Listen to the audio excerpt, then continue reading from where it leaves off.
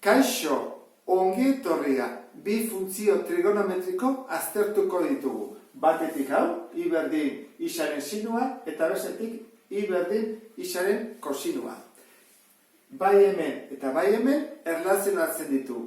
Angelu bakoitza bere sinuarekin eta kosinuarekin. Hortarako gogoratu behar dugu, lehenengo zer egin behar dugun, datua jarri behar ditugu. Gogoratzen zaten? Trigonometria ikasi genunean, orduan, guazen egitea. Sinua, angelua zero denean, zein da bere balioa sinuarena? Zero, ezta? Ez du alturarik. Eta kosinuarena, kosinua oso bat da. Pi laurden denean, hala, 45 gradu denean, zein da sinuaren balioa?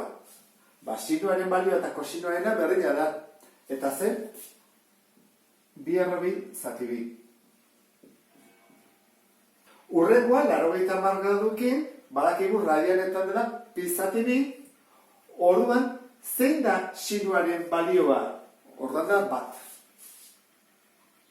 Eta kosinuaren, zero. Jarraitzen dugu. Radianetan, ezta? 3 pi laurden dela 125 gradu.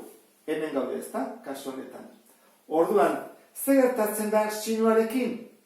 Positiboa izaten jarraitzen du, eta da, bi errobi zati bi. Baina, kosinua negatiboa da, horra jarri dugu, minus bi errobi zati bi.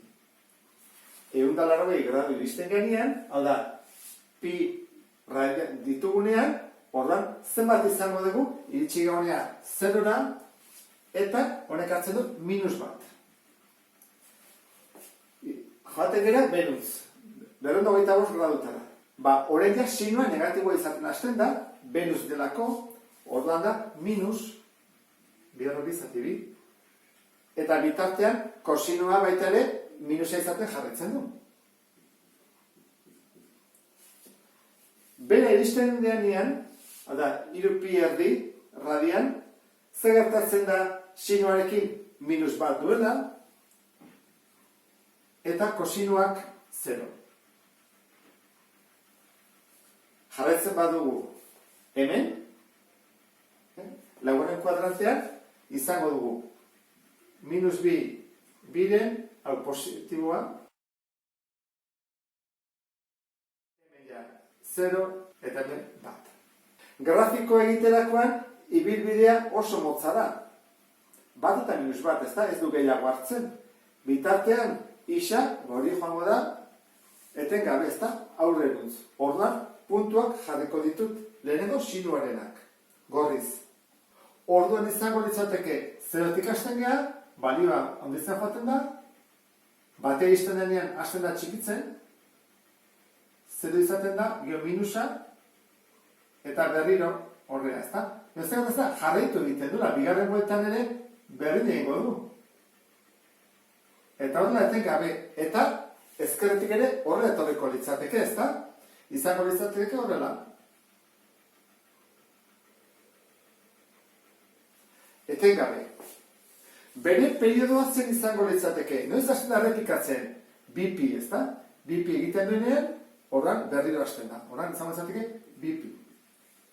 Eremua, zenbaki errealen multzo osoa, ez da? Eta ibilbidea, gehien apata eta gutxiena minus bat. Horran izango litzateke minus batetik batera. Hori, sinuarekin. Kosinuaren datuak beltzarekin jarriko ditut. Horran izango litzateke hemen ikasita, ezta? Batetik. Hemen biak bat egiten dute, 0. Horrela izango litzake, batetik hasten manez, balioak txikitzen hasten dira,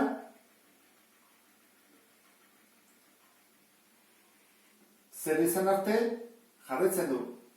Minus bat izan arte, biak bat egiten dute hemen, hasten da igotzen,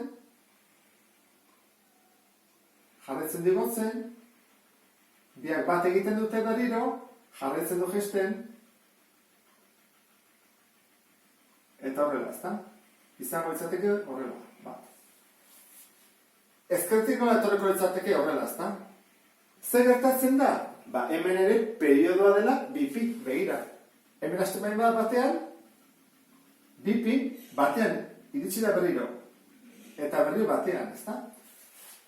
Eremua, baita ere da, zenbaki erralen multzo osoa, eta ibilbidea ere da batetik minus batea, ezta? Tarte hori. Diferentzia egongo litzateke simetria ardatzean. Behiratu kosinua. I ardatzarekiko zer da simetrikoa? Beltza, bai ezkerrekoa eta bai eskubikoa, izango litzateke simetrikoa, baina gorria ez.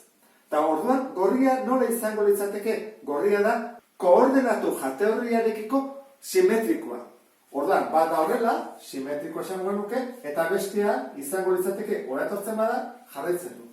Hoi da, simetria mintzat desberdina. Eta ebakidura puntuekiko zesan behar dugu. I ardatza noiz ebakitzen du sinuak? 0,0 delian. Orduan, izango litzateke 0,0 puntuan ebakitzen du I ardatza. Eta noiz ebakitzen du kosinuak? Hemen goian, ezta? Horran da, 0,1 puntuan. Ebakidura puntua iarekiko. Eta isarekiko, etengabea ari dira ebakitzen. Hemen, berriro, horran infinito ebakidura puntu daude, ezta? Isarekiko, bai sinua eta bai kosinua. Amaitzeko, aztertu dezagun zer gertatzen zaion sinuari, eta kosinuari berdina gertatuko litzaioke, jartzen badugu bi isaren sinua edo isaren sinua bider bi.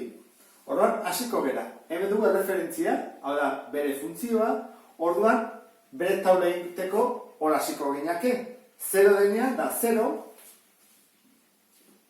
eta isa ordezkatzen badugu pi laurdenekin hola geldituko litzateke, ezta? I berdin, sinu, bi bider, pi zati lau. Horra, nik hau ordezkatzen badut, gelditzen zen, sinua, pi zati bi. Baina, pi zati biren sinua baki guzen baden, da bat. Eta honena, sinua, bi bider, pi zati bi. Bi bikin joaten da, piren sinua. Piren sinua baki dela, 0. Horrek esan nahi du, bere periodoa ez dela izango bi pi, baizik pi bakarrik goazen marraztean.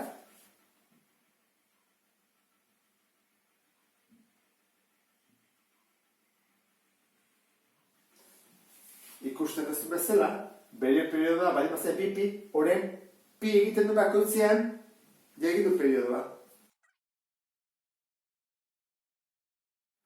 Orduan, jartzen dugunean, barruan, bi isa, hiru isa, egiten duguna da, periodoa aldatu. Aztertu dezagun horrein, zer gertatzen den, bikin bidertzen dugunean sinua.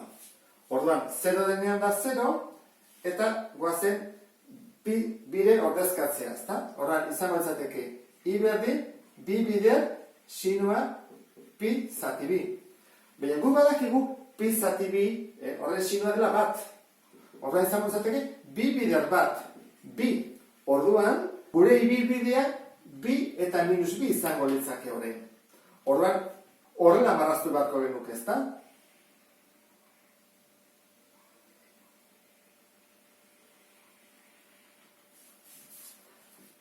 Bere ibilbidea handiagoa da. Orduan, hemengo ibilbidea baldin bada,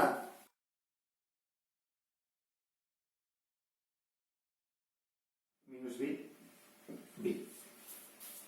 Laburtuz, esan dezakegu, isaren koefizientea handitzen badugu, bere periodoa laburtu ingo dugula, beraz, koefizientea txikitzen badugu, periodoa handituko da, eta isaren sinua zenbaki batez bidertzen badugu, bere ibilbideare handitu ingo da. Eta berdin gertatzen da kosinuarekin. Hori zuk ere egin dezakezu. Ikusiko duzu berdin gertatzen dela.